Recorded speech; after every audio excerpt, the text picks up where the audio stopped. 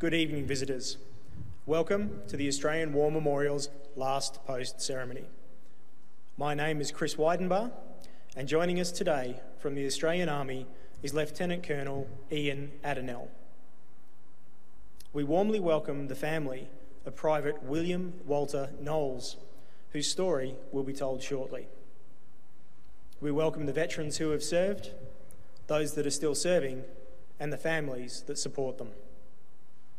We acknowledge the members of RSL and Services Clubs Association, RSL Victoria and RSL Queensland who are watching the broadcast of this ceremony across Australia.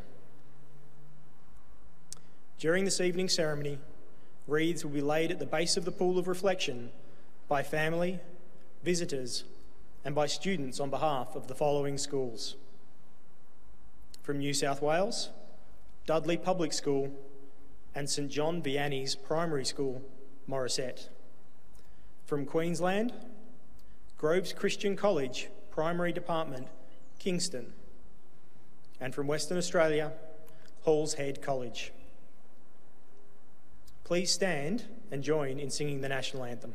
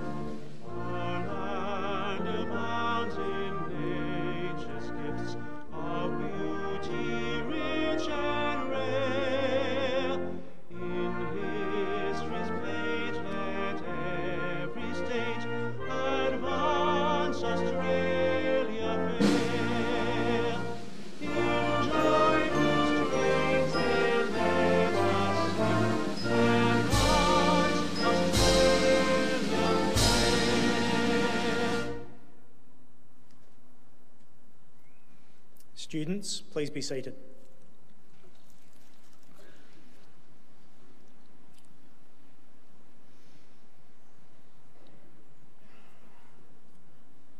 The Australian War Memorial was the vision of Charles Bean, Australia's First World War official historian. Bean landed with Australian troops on Gallipoli and stayed with them at the front throughout the war. The idea of this National Memorial and Museum came to him at Pozières, France, in the depths of the bloody fighting of 1916. Bean's idea was that this would be a place where families and friends could mourn loved ones buried in faraway places. It would also be a place that could help all Australians understand what these men and women had endured and what they had done for us. Bean's vision, to which we remain true, is best expressed as inscribed in the entrance to the memorial's galleries. Here is their spirit, in the heart of the land they loved, and here we guard the record which they themselves made. Tonight we will read the story behind just one of those on the Roll of Honour, which lists the names of more than 102,000 men and women who have given their lives for us in war and on operations for more than a century. But first, we present a lament, Flowers of the Forest. Wreaths or floral tributes will now be laid at the base of the pool of reflection.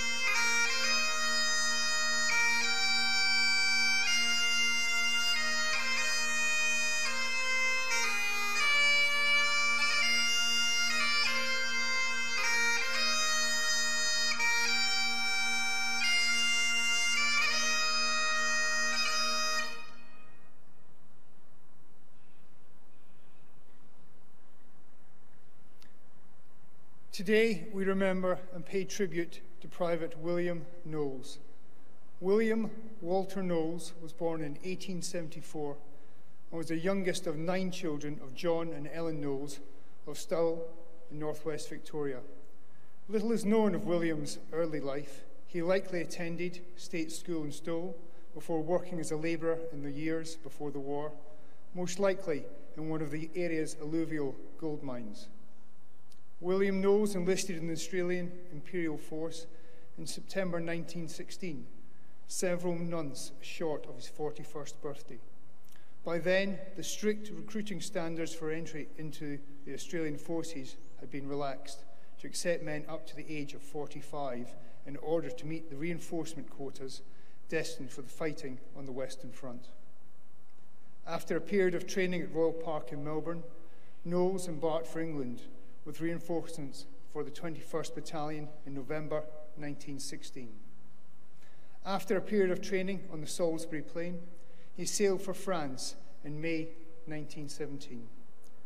Knowles joined the battalion as it came out of the line near Bullecourt, where it was involved in bitter fighting that had cost the battalion some 250 casualties in just a few days. The 21st Battalion spent the following months training in the preparation for offensive operations in Belgium. Knowles participated in his first major attack at Brunsede on the 4th of October 1917, where the 21st advanced behind a creeping barrage, overcame a number of German positions and took its objective amid heavy enemy fire. The battalion spent the following days consolidating in preparation for the advance towards Passchendaele. This next attack took place at Pool Capelle on the 9th of October 1917, amid torrential rain, little artillery support, and heavy and accurate German machine gun and rifle fire. It was both costly and unsuccessful, resulting in the 21st Battalion losing some 200 casualties. Among the dead was William Knowles, whose body was never recovered from the battlefield. Aged 43 at the time of his death, his name is listed on the Menham Gate Memorial in nearby Ypres, alongside 6,187 Australians who died in Belgium and have no known grave. On the anniversary of his death in 1918, Knowles' sister inserted the following epitaph in the local newspaper. For king and country called him, the call was not in vain. On Australia's roll of honour, you will find my brother's name. William Knowles is listed on the roll of honour on my right, among more than 60,000 Australians who died while serving in the First World War. This is but one of the many stories of service and sacrifice told here at the Australian War Memorial.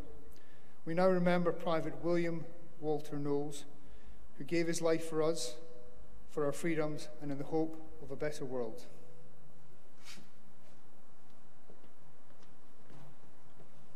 Please stand for the reading of the ode and the sounding of the last post.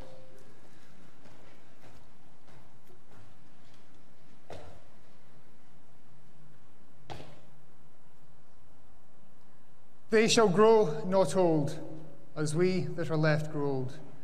Age shall not weary them, nor the years condemn. At the going down of the sun and in the morning, we will remember them. We will remember them.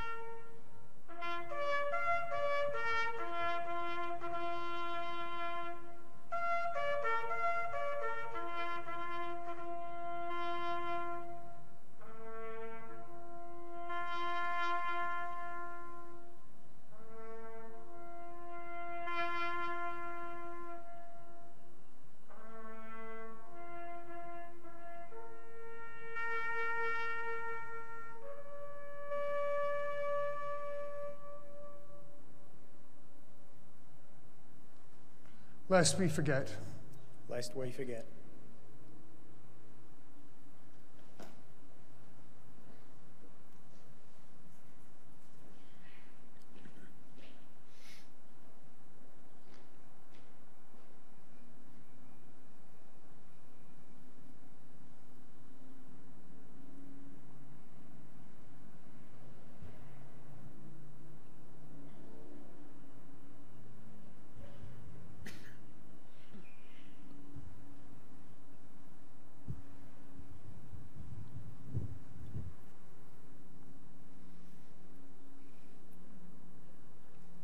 We leave you this evening with the words of the memorial's founder, Charles Bean. Many a man lying out there at Pozieres or in the low scrub at Gallipoli with his poor, tired senses barely working through the fever of his brain has thought in his last moments, well, it's over. But in Australia, they will be proud of this. Ladies and gentlemen, girls and boys, that concludes the last post ceremony. We thank you for visiting the Australian War Memorial and wish you all a very good evening.